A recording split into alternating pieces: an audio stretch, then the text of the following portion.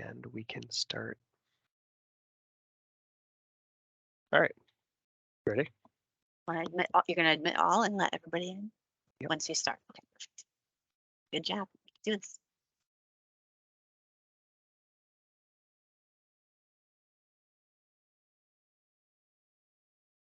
Hello, everybody. Just so you know, we are going to wait another minute or two for people to get in. We've seen a few people sign in just the last few seconds. We are recording this webinar, so this recording has already begun, just as an FYI. And like I said, we'll be starting in just a minute or two.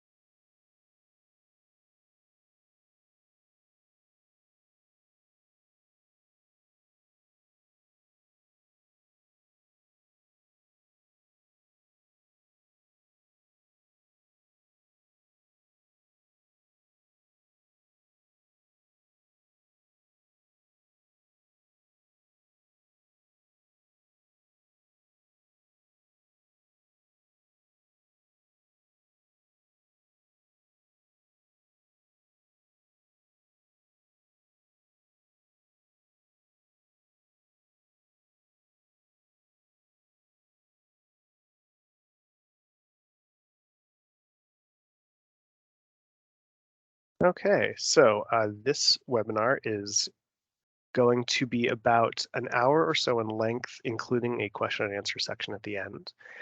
For now, everybody is muted and video off. When we get to the question and answer section, we'll disable that. As people come in, we'll admit them, but we are going to get started now to be respectful of everyone's time. My name is Ricky DeSillo. I am the grants coordinator at New Hampshire Department of Environmental Services Air Resources Division. And my colleague Jessica Wilcox is on the line with us. She's going to be doing some technical support, letting people into the lobby, and she'll have a few resources to share at the end. Or not the end, near the end. So as a reminder, the webinar is being recorded. At the end of the recording, we will be able to salvage a recording of this and post it onto our website at some point. We will also send an email out with all of this information and all of the materials to the people who have registered. We have the request for proposals, official details, and program guide available at our website on this link. If anything I say contradicts anything you see in the documents supersede what I say. And with that, let's get started. So we'll start with just there we go, sorry. We'll start with just an overview of the program. We'll just kind of talk generally about what this program can do and what it can fund. We will then do a highlight resource of the Granite State Clean Cities Coalition. And then we'll take a closer look at the actual project proposal form. We have two project proposal forms for this round of submissions, but we'll be looking at the one that's most commonly used. And then we'll have some time for question and answers. So let's talk about the program's basics. So this is a competitive selection with an anticipated available funding pool of $1.4 million. The program offers reimbursements for approved projects which reduce diesel emissions. The project can affect any sort of diesel engines, vehicles or equipment you can think of, including highway diesel vehicles, non-road diesel equipment, locomotives, marine vessels, and diesel engines. There are some restrictions within those categories, but generally, this is open to almost any kind of diesel. It is also open to almost any kind of fleet owner. This is for public municipalities, school districts, state agencies, colleges, universities, as well as the private sector, nonprofit organizations, businesses, marine operators, etc. The program is available right now, with the first round of proposals due in 1 month from today. We will talk a little bit more about the schedule later into this overview, but there's also a second round in November and a third round due in January. So let's talk about sort of where these funds come from. The US EPA provides annual funding through the Diesel Emissions Reduction Act, DERA. So you might hear us call this program the DERA program because that's where the federal funding originates. We use the Volkswagen Beneficiary Trust funds to match the federal DERA funds. And not only does this add to the overall pool, but by matching the DERA funds, EPA releases bonus DERA funds, increasing the pool further. That, combined with some leftover funding from last year's grant, has given us this anticipated pot of $1.4 million. The purpose of these funds is to improve New Hampshire's air quality for human health and for the environment by reducing diesel emissions of NOx, particulate matter, and CO2. Exposure to diesel emissions can contribute to health problems such as asthma, lung cancer, and other cardiac and respiratory diseases, and can cause premature death. So let's talk about this program. There are two major categories of this program. The first is probably the more common, which is vehicle engine equipment upgrades and replacements. This is things that have to do with an actual individual or multiple pieces of diesel equipment or vehicles. The second is to install idle reduction stationary plugins. So under vehicle equipment and engine upgrades, you can see some of them include replacing a diesel vehicle or diesel equipment that of 2009 or older with a new diesel, so replacing old diesel with new diesel. Replacing a diesel of any age with a propane, CNG, or electric version. Replacing a diesel engine without replacing the vessel or the chassis. And this would follow the same like diesel for diesel can only be old 2009, or non-diesel for diesel can be any age. But this could be, for like a marine vessel, or if you have a truck that needs a new engine, but the rest of the thing's running fine. Applying remanufacturing kits to locomotives. And there are some other upgrade options available as well. For installing stationary plugins for idle reduction, some of those projects include installing electric pedestals for truck stops so that truckers can turn off their vehicle overnight when they are hoteling and taking their mandatory break periods. They can keep the truck off, but they can use like their air conditioner or their electronics or whatever it is in their truck that they want to use by plugging into this pedestal. Same goes for marine vessels and locomotives for when they're idling at their stations, if they're at port or if they're being worked on. This would allow, say, for a marine vessel, them to use the refrigerator or if they have if they're transporting large refrigerated cargo, or if it's just a private vessel and they are going to be using, their television and and the like, they can use the power from the grid rather than running their engines. So let's talk about a couple of examples of these now. So a few examples, most of these examples are actually examples we have had as projects that were successfully funded or successfully selected in the past. Some of these are projects that we have seen other neighboring states do as well. So the big ones, replacing a school bus with an electric school bus is an eligible type of project. Replacing an old diesel plow truck with new diesel plow trucks, which is an especially popular option up here in New Hampshire because we all know those plow trucks can take a real beating. Replacing old diesel, like construction and construction adjacent equipment like wheeled loaders, bulldozers, skid steers, backhoes, with new diesel versions of themselves. Replacing diesel refuse trucks with compressed natural gas refuse trucks. And a special shout out to old diesel drayage trucks with new diesel drayage trucks. Similarly, replacing diesel engines in a fishing boat is a pretty popular option because it's not going to replace the entire boat, it's just the engines. Rebuilding locomotive engines can be a very effective way to reduce diesel emissions. Electric truck stops, and this one's kind of a fun one. If you have something like a freight crane or a piece of diesel-powered equipment that mostly stays in one place, you could replace it with a version of itself that plugs directly into a grid. And so with those in mind, just so you have some ideas of what kind of projects this program can fund, let's talk about some of the restrictions we want everyone to keep in mind. So when we're talking about the on-road diesel vehicles, we specifically can only refer to vehicles of class 5 or higher. This means that a diesel vehicle cannot be replaced if it's, for instance, like a personal diesel pickup truck. We're looking for those more heavy duty and then like the heavier end of medium duty to be replaced. This weight class restriction does not apply to off-road engines. So like, again, like a small skid steer could potentially be eligible. If you're planning to swap your diesel for a new diesel, the old diesel needs to be 2009 or older. This is not applicable for replacement with alternate fuels. The diesel has to have been in regular usage, regardless of what kind of application you're going to upgrade it with. It needs to have a specific hour or mile per year usage, and it's specific to each individual type of project, which we can get into later. And now this is a big one we need to shout out. If you are replacing a diesel unit, whether it's with a new diesel unit or with an electric unit or a propane unit or whatever, the old unit must be scrapped.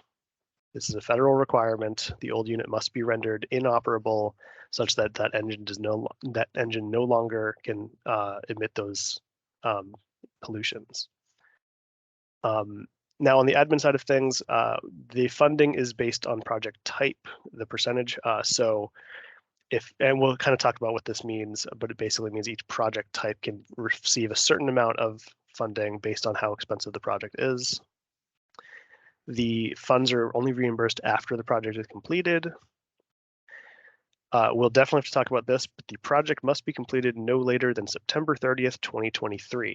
We'll talk about what this means and what kind of extensions are available, but if this raises the hair on the back of your neck, let me tell you there are extensions available, and we'll get into this in a moment. And projects have to wait until after GNC approval. If any funds are expended before we give you the explicit go-ahead, then we cannot reimburse those funds. All right, so let's talk about what I meant by like percentage of project type funding. So each project type has a specific maximum grant amount.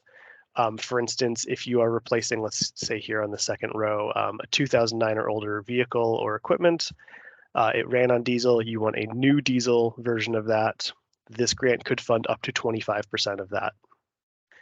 If you were looking at doing this for a low NOx or propane or CNG version, so you're going from diesel to one of these alternative fuels, it could fund 35% of that cost.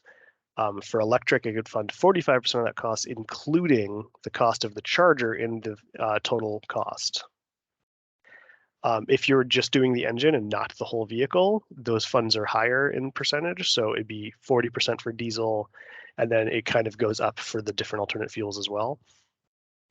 If you were looking to install electrified parking spaces, this could fund 30% of that instead of the 25%. And just as a shout out for drayage trucks, because those are especially high use vehicles, the grant can fund 50% of a drayage truck replacement.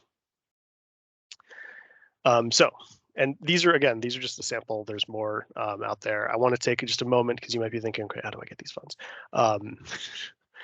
This is again explicitly a competitive selection. Once projects are submitted and they're determined eligible, they will be scored by the scoring committee. And these are the scoring criteria that the scoring committee will use. I just want to draw attention to this first criterion, cost effectiveness of emissions reductions, 45 points, which is a very large portion of this total score. At 45 points, this should be what we might call a controlling factor here, and it is based on the cost effectiveness of the lifetime emission reductions of the project. I want to shout this out because I had a few questions earlier this year about what if I have a very small project? How is that going to stand up to all of the larger projects you might see applications for? So I'll create sort of a hypothetical example. Let's say you want to replace one school bus and you know that the school district next to you is proposing the same grant for 5 school buses, you might be thinking, well, my school bus project is only 1/5 of the emission reductions of the 5 school bus projects, right? But it would theoretically probably cost proportionately less. And so because this is cost effectiveness of emissions reductions, I want everyone to remember if the project's very big or very small, it's not going to necessarily be thrown off because of that. So whether or not your project's really large, very small, it's going to look at the effectiveness of the funds being used. I also want to throw out here that for bonus points, we are offering up to 25 points for replacement with alternative fuels, and up to 10 points bonus points if the applicant is a government entity or if the equipment will be used in a contract with a government entity. So we'll just talk about the timeline real fast for this. We are here, August 9th. In 1 month, the application period for round 1 closes. We will then, select, we'll verify eligibility, we'll go through and score them, and we'll do some selection to determine which grants we can fund. If there is funding remaining after we've selected projects from round 1, any project that made it in by November 1st will be considered for round 2. So if you got it in on September 9th at 4:05 p.m., we will not judge it for round 1. But if there are funding remaining, and you got it in from any time after 4 o'clock on September 9th, all the way through 4 o'clock on November 1st, then it's looked at for round 2. And the same will go for round 3, which will close on the 1st of January. So anything that gets in before the end of the year, essentially, will be looked at for round 3. Once we've got the project selected, we'll develop contracts. We'll submit the contracts to Governor and Council. Governor and Council will hopefully approve your project. And then we will send out a notice to proceed and the project can begin. The project must be completed by September 30th, 2023. So I spoke with EPA about this. I've heard from many people in the state about this might be a sticking point with all the supply chain delays. We know there's a pretty heavy supply chain delay. So does EPA. This September 30th, 2023 is the deadline the federal EPA gave us for our state. They said they will evaluate all extensions on a case-by-case basis, and they encourage applicants anyway. We can't guarantee an extension, but I can tell you that we've processed several extensions. I've actually processed 3 this month for projects from 2020. They just happen to be very large projects that happen to have a bit of a supply chain delay. But I'm going to tell you right now, while I can't guarantee an extension, we've seen many extensions in the past. And I think if we ask for an extension, we won't be the only state asking for an extension. So if you're not sure about this, I would encourage applying anyway. We can do our best to get this in by September 30th of next year. If something happens, if things are delayed, we can probably get that extension. So we'll take a moment now. I want to turn it over to my colleague, Jessica Wilcox. She's going to talk about a resource that can help with this project, the Granite State Clean Cities Coalition. You want to take it away, Jessica? Thank you so much, Ricky. Yeah, so hey everybody, if you don't know already, the Department of Environmental Services hosts our state's Clean Cities Coalition. And Clean Cities is actually part of a nationwide program of coalitions that are supported by the Federal Department of Energy. And we work with towns and cities, with private businesses, public, fleets, school districts, for example, libraries even that are interested in alternative fuel and alternative fueling infrastructure. So you may have seen us at different events around the state. We also do a lot of presentations. So likely you've heard us before, but I want to kind of highlight some important bits of our program that are relevant to the DERA funding. Next slide, Ricky. So I want to highlight the fact that the Department of Energy and all of the national labs that they have access to feed information to what's called the Alternative Fuels Data Center. And this is a web-based website. It's basically a clearinghouse for all alternative fuel-related information, including funding opportunities, a station locator map, tools to find out which medium and heavy duty vehicles can you find that run on propane or natural gas or that have been electrified. So if you're thinking about going after DERA funding and going after those extra bonus points for alternative fuels, this is a great place to start. Next slide, please, Ricky. Additional tools and resources, one of which I mentioned is that vehicle search tool, where you can very easily find which vehicles, like, for example, uh, wheeled loaders or refuse trucks or street sweepers may be running on alternative fuels. There's also a calculator for cost of ownership. I mentioned the laws and incentives. That's a great place to go for federal incentives as well as state incentives like DERA funding. And there's a bunch of case studies on there because likely you want to know what's the return on investment or total cost of ownership for these projects. Next slide, Ricky. I also we greatly understand that when you're developing projects, especially projects where you're incorporating alternative fuels and replacing something that you're familiar with, like diesel, that there's going to be a lot of technical and even general questions that you may be navigating. So first of all, Clean Cities, as the coordinator of our Clean Cities program, don't hesitate to reach out to me or to Ricky at DES. We've got a bunch of subject matter experts right here in our state agency that you can tap into. But additionally, the Department of Energy has two specialized resources, the Technical Response Service and Tiger teams, that we can connect you to for more technical questions or just on the ground help that may be necessary as you're implementing programs like alternative fuel vehicles. Next slide, Vicki. And lastly, I do want to highlight the fact that our coalition here in the state has teamed up with the Vermont and Maine Clean Cities coalitions to launch this medium and heavy duty program. So we're doing a series of webinars as well as in-person demonstrations with medium and heavy duty electric vehicles. So around the state and neighboring states. So tune in. We've got a webinar coming up on September 1st that's going to be specialized to electric trash trucks. And we've got the New York City Sanitation Department fleet manager coming on to talk about their experience with MAC electric refuse haulers. So send me an email if you're interested in getting the link to that webinar, and I can get you looped in. Next slide, Ricky.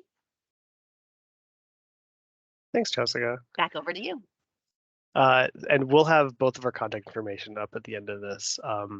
So thank you again for those great resources, Jess. I want to now look at the actual how to do the application if you're looking to actually submit a proposal. So you'll go to our website, des.nh.gov. Under Businesses and Community Loans and Grants, you'll find the DERA page. This is the page it looks like. You'll see this nice picture of this engine. All of our documents and information can be found here. This should be your one-stop shop for everything. I recommend first read the RFP, the request for proposals. It will occasionally reference the EPA program guide. We've done our best to incorporate all of the necessary information from the program guide into the RFP, just so you don't have to switch back and forth. The program guide is a fairly long document, and we want to make this as easy as possible, but the program guide does supersede the request for proposals in ways, so everything has to be lined up to both of them. So, check the program guide where it refers to it. Again, we try not to make you flip between too many documents. Then you will pick the appropriate project proposal form and download it, fill it out, send it to me with the attachments. So let's actually look at what that looks like.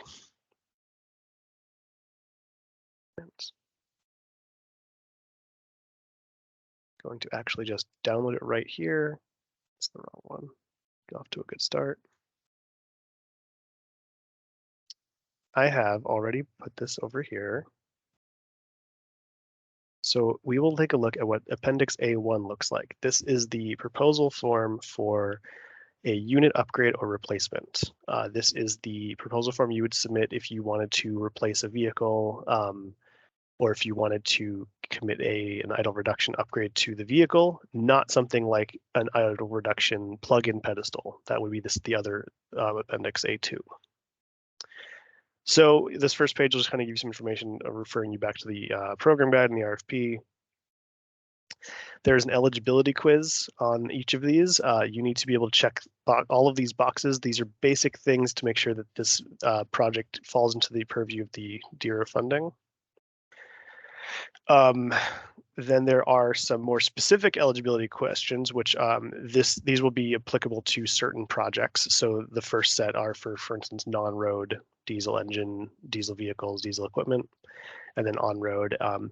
If you cannot click any of these, if you cannot click the appropriate checkboxes because your proposal does not fall into the purview of one of these, for instance, if you have a school bus that did not meet this eligibility requirement, we have a checkbox right here for please give me a waiver saying this project is maybe not technically perfectly eligible, but it should be considered anyway because it's just a really good project, and here's why. We can't guarantee that we'll get a waiver. We also can't guarantee we'll pursue a waiver. We will take into account that the waiver might take some time to get. But if it's a really good project, or if it's a project that we think should be at least considered, we may choose to score it, and then we will ask EPA for a waiver. Again, there's no guarantee that we'll get a waiver. There's also no guarantee that if we get a waiver, that the project will still be selected. But I want to say out loud that you can, in fact, ask for a waiver. So then we will get into section 1 of the project proposal form. This is going to be just basic information, contact person information, some preliminary information about how much it operates in New Hampshire, the number of existing units, so the number of vehicles, engines, or equipment in your fleet that you are going to apply this grant to, and then the number after. These numbers this number needs to be the greater of the two. You cannot increase your fleet this way. But if you are looking to replace one school bus with one school bus, this would be a 1 and a 1, or 2 school buses with 2 school buses. You can kind of figure that out from there. The total eligible project cost being the cost of the vehicle, and if there are some additional project costs, for instance, if it's an electric vehicle, you can get some of the cost of the charging equipment as part of this. You can check the RFP for the details. The percentage of funding you're applying for, we looked at that slide that shows the percentages, all of that information in details in the RFP, so you can see what your project can qualify for. You are welcome to overmatch if you feel that that will make your project more competitive. You are not required to by any means. Total funds requested and the total funds provided as the match. I ask here just for like 1 or 2 sentences describing what this project is. That way when I have many of these forms, I can just glance at this and remember which project this is. And then we'll move into section 2, which is the sort of the details of the stats on the vehicles or the equipment. These should just kind of correspond. This column here, this middle column is the existing unit, and this is the proposed unit. So you just kind of want to make these line up. If you're going to replace this vehicle with this vehicle, these should be on the same page. If you're going to do like 6 plow trucks for 6 plow trucks, just as a random example, you would do 6 of these pages, right? 1 to 1 for each of them.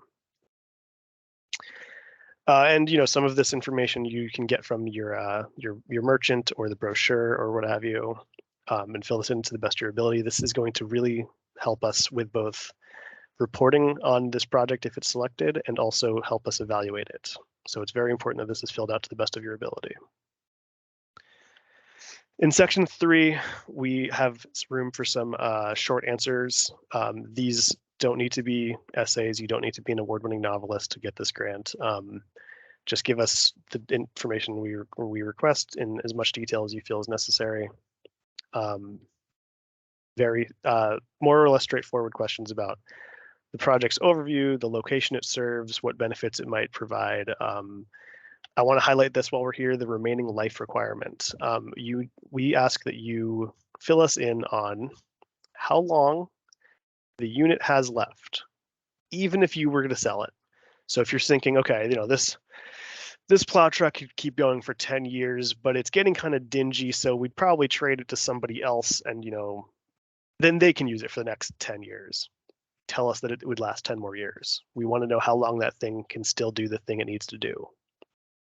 And then also, if you don't get this grant, what's going to happen to it? Are you going to sell it? And if you are, how long until you would sell it. This really just helps us understand the project and also helps us understand the general need in the state, what's going on with these vehicles out there. I also wanted to call out the fuel justification question.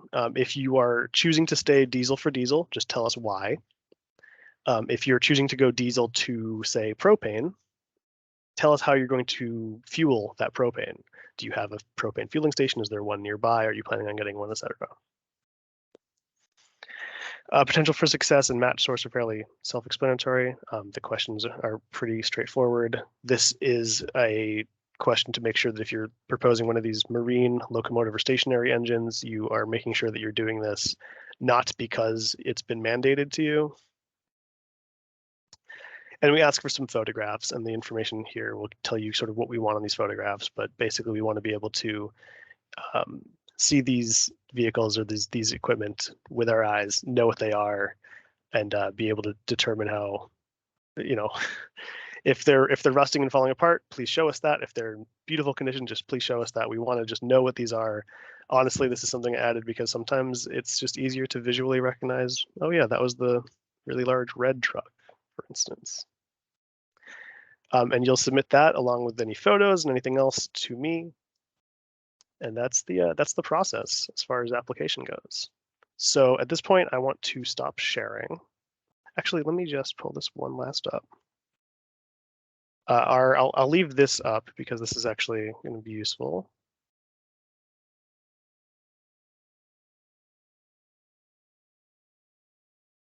This is our contact information. I'll leave this up while we talk. Please feel free to reach out to us at any point after this if you have other questions. But we're here now, so we're happy to answer any questions you may have. So I will invite Jessica back onto camera. And if you have questions, please feel free to raise your hand. We will start unmuting and allowing camera for everybody while we go. And actually, Ricky, in the participant screen, we can just allow mic for all attendees and camera for all attendees if you prefer that. Yep, doing that right now. There it is. All right, everyone is now able to unmute and come onto camera if you have questions. We're happy to answer them.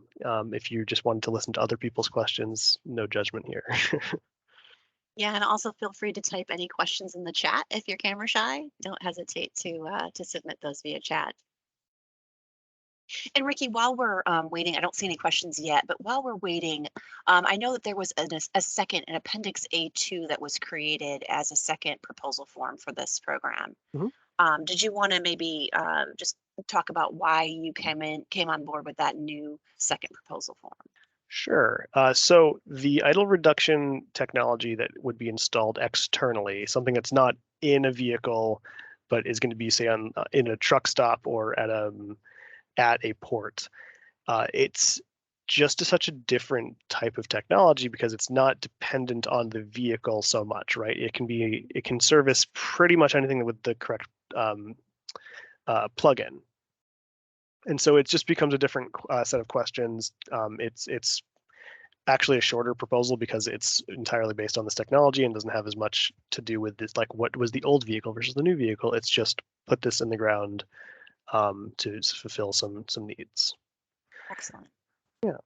I actually had a question that was pre-submitted that I'll throw. We had a question asking if there was a maximum funding amount per project. There is not. It is not going to max out that way. If you propose a very, very large project that may take the entirety of $1.4 million, it will be scored accordingly. If your project is very, very small and it's going to take $12,000, $20,000, whatever it is, it will be scored accordingly. It's based on the cost effectiveness of the emission reductions. So if it's a $1.4 million project, if it should be $1.4 million worth of emission reductions. So no, there's not a maximum value there. And another question I saw was whether or not you could replace just the engine or the whole vehicle. Yes, you can. They're different funding amounts. It's a higher funding percentage if you're just replacing the engine because the engine is little cheaper to replace, so you'll probably be a little less expensive overall too. Rick, I have a question for you. Harry, yes. I heard you talk about school buses, trash trucks, plow trucks, things like that. What about fire trucks? Are they available for this project? Yes, actually, we had a fire truck replacement project a few years ago. Fire trucks that run on diesel that meet the other eligibility requirements are very much part of this, the purview of this. The thing that may be something to look out for is that fire trucks may not run as many miles per year as, say, a school bus, because Right. you know, they kind of sit in the house until they're needed. But if Right. they are being used that much, yes. Okay. Is that okay? Thank you. Yes, thank you, Harry. I'm also going to jump in real quick and just highlight for folks that on the DES DERA webpage for the New Hampshire Clean Diesel Grant Program, there is a frequently asked questions document that responds to some common questions that we've received over the years for this funding. So don't hesitate to go and check there or email Ricky if you've got any questions that come up. I will caveat that FAQ document with it. It is last year's FAQ document, so any of the links in it will take you to last year's documents, but the information, the questions and answers are still valid. And yeah, if you have a question, please feel free to type it into the chat, or go ahead and just come on and ask. We're here. We're relatively friendly people. I'll say also, I myself was a grant applicant, not for DERA, but in general, for many years before coming into this role. So I kind of know what it's like to submit a grant application. So if you have any questions about it, you know, please don't be afraid to ask me, even if it's just like I'm not sure which form to use or something technical like that. I totally understand. I'm happy to help field those.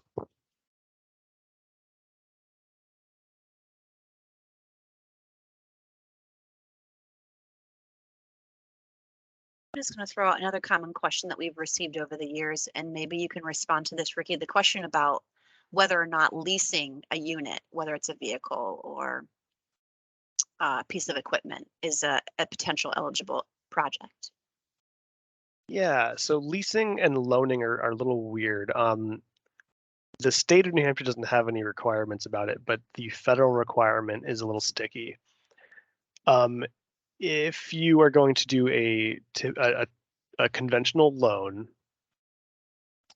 and make payments, that's fine, but we cannot reimburse until the entire thing has been paid off. So if you say, let's talk about like a hypothetical timeline. Let's say you are awarded this grant this November. Okay. November, we say, go ahead, go get that truck. You put the money down in November and you're like, well, the truck's not going to be here until the following October. You know, that might mean that there's a bit of a gap where you don't have those funds. And so maybe you chose to do a loan where you will pay off a little bit of it over those several months. You would just have to submit all of those payments for reimbursement to show that you are in fact paying the loan. We wouldn't be able to reimburse any cost of the loan, like any interest accrued or anything like that. It's just the cost of the vehicle. Similarly, if it was a lease, and I have to check, I don't remember if leases are explicitly completely forbidden or if it's something like you can just do the funds of the vehicle, but not the entire lease costs and fees. It would still be the same thing where the grant could only reimburse after the entire thing is paid off. The contract's completed, all of the requirements are completed. You submit the reimbursement request with the invoices for what was paid for. So we encourage, if it's like just upfront purchase, that's easier for everybody, but like as far as documentation goes. But if that's a sticking point, please reach out. We'll try to figure out what we can do. Actually just pulled up per item H of the RFP. It does say no funds awarded under this grant shall be used for leasing vehicles, engines, or equipment. And that once again, if financing is necessary, as you said, Ricky, the purchase must be financed with a conventional purchase loan. Yes, thank you for factoring Rick, in that, yeah. I have another question. Yeah. You got talking about the final payment. Now, I've got an older rescue truck. It's on a Ford chassis that needs replacing. You said you won't reimburse money till the final project is complete. Now, what's going to happen with this? We're going to get a chassis, and then we take our old rescue body off our existing truck and put it on the new one. Is it just until we buy a chassis, or is it the payment is until the project is completed? Yes. Okay. So good question. Yes. So if you are going to modify the vehicle once it's received, whether that's adding any components to it, or even if it's just as simple as putting a wrap and putting some visual flair on it, the funds can't be reimbursed until that vehicle is on the road doing its work, on the road, whatever the equivalent of that is. It has to be in operation. The old vehicle has to have been scrapped, and the new one has to be doing its job. So if that involves, some manipulation of the new vehicle, that has to be completed before the reimbursement goes through. Okay, thank you. Yeah, happy.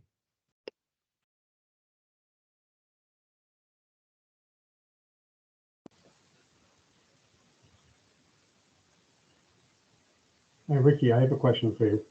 Yes, Jim, how you doing? Good. We have not secured the matching funding, and we would not be able to secure it until town meeting in March. Would we still be eligible to apply for the grant and try to move forward with this project? I think you'd still be eligible to apply for the grant. I would say you would need to, there is a section in the project proposal where we ask about the match, and you'd have to include that information there. I'm not a scoring person because I'm kind of running point on the organization of the program, so I cannot say how the scoring committee will treat that. They may say that that's going to reduce the potential for the project to be successful, but they may also not. They may think, oh yeah, that's totally going to happen. So it doesn't exclude eligibility. However, it might affect the project's ability to be selected. So I unfortunately can't give you any more information about that. Sorry, that's more or less what it would stand as. I would also say if for any reason you are unable to get this project this year, whether it's because it's not eligible yet, or because the program doesn't select the project, this program has so far been annual. We are, of course, dependent on EPA funding, and so if it gets rejected for whatever reason this year, or if it doesn't get submitted this year, there's also next year, probably. Thank you.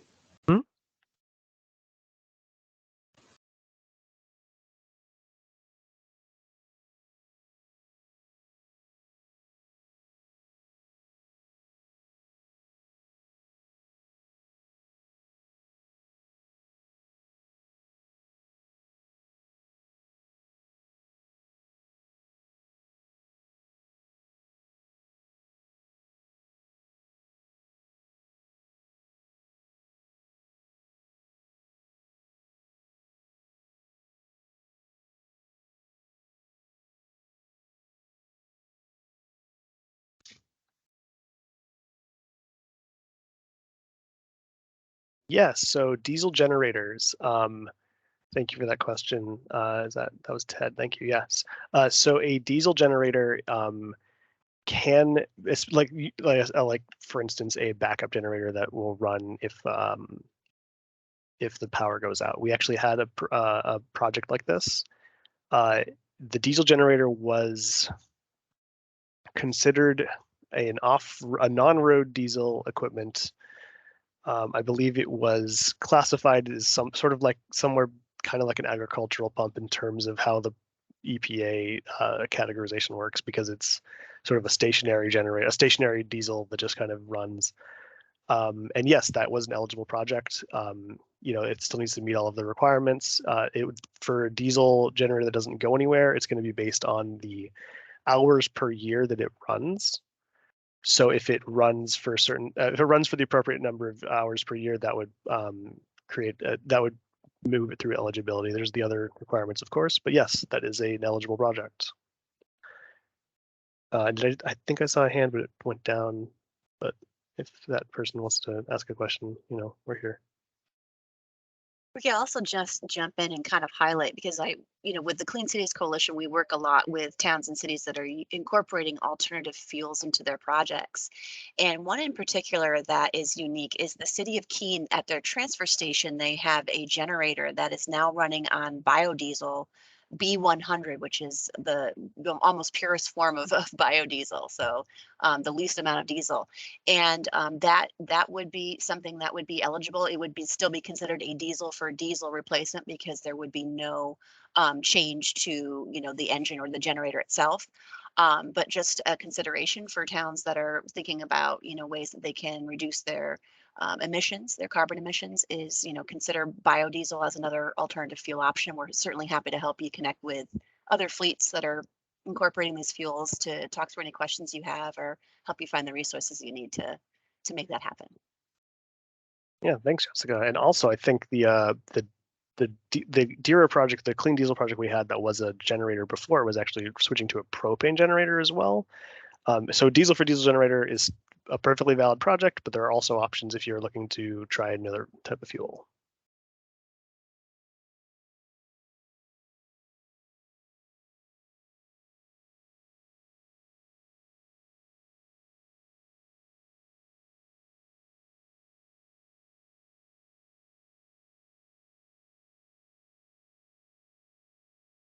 I'll take this time to say, if you're looking to do school bus replacements, school buses are one of the few highway vehicles that do not have to correspond to the weight requirements. So if you have small school buses, like those mini buses, not like a van that's serving as a school bus, but like the half-size school buses, the 30 seaters, 20 seaters, I believe those may actually qualify, even though they're not always vehicle weight rating 5 or higher. So if you're looking at that.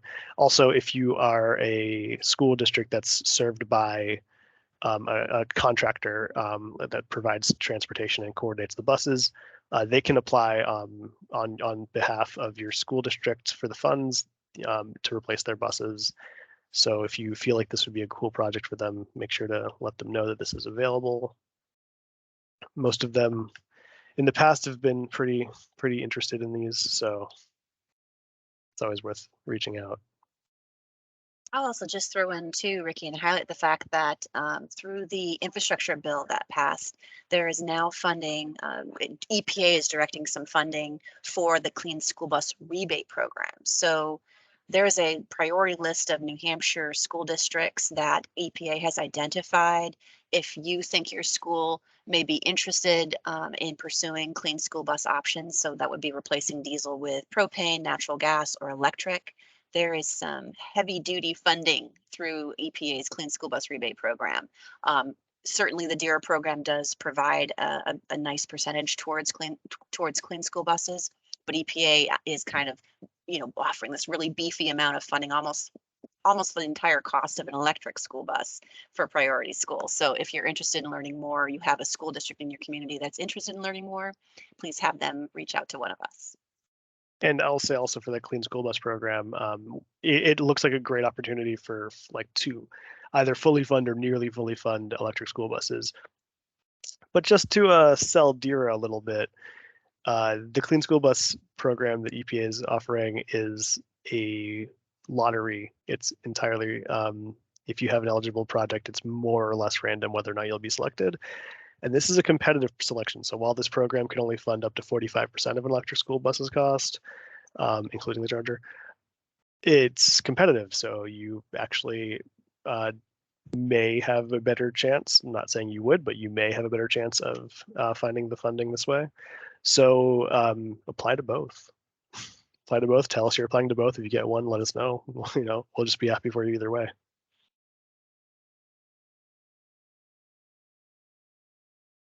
All right, it looks like we're not having any other questions. like I said, our contact information is here on the screen. Please feel free to reach out with an email. If you call me, I'll answer, but I'll have to check some documents for your answer anyway, so it's probably better to shoot me an email. And if you have any other questions, we are happy to answer them. We'll be looking forward to getting some proposals from the interested parties. I see someone typing in the chat, so I'll just keep vamping for a moment just in case they have a question. Okay, cool.